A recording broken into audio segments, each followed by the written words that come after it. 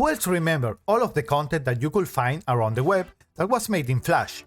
Tons of animated series were exclusively made and even countless of games and complete websites. But sadly, as of December 31 of 2020, Adobe have stopped support their Flash player, and even you can't find any Flash players to use with your Chrome browser.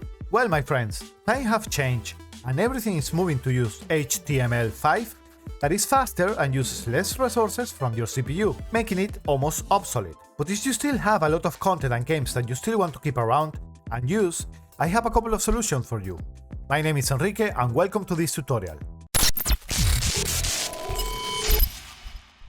The first thing that you can do is to download the BlueMaxima Flashpoint software.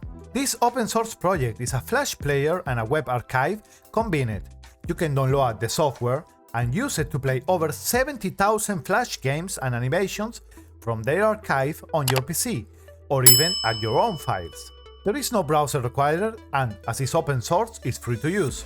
Thanks to their custom build launcher and the security Flash player, you are going to be able to enjoy this content without leaving any security issues on your system. You can download one of the available Flashpoint packages.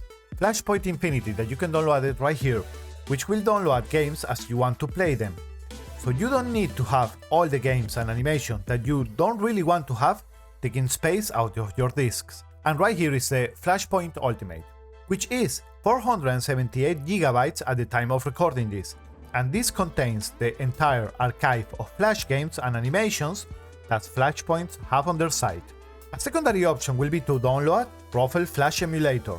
This allows you to run all the SWA Flash files in your PC browser, so you don't need to worry about Chrome support because Ruffle converts old Flash files into more friendly web format.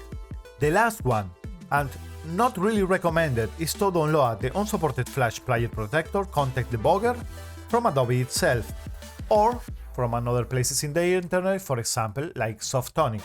This if you still can find it at the time that you are watching this, and if you can handle the possible security problems that this can carry. What was your favorite Flash game or animation?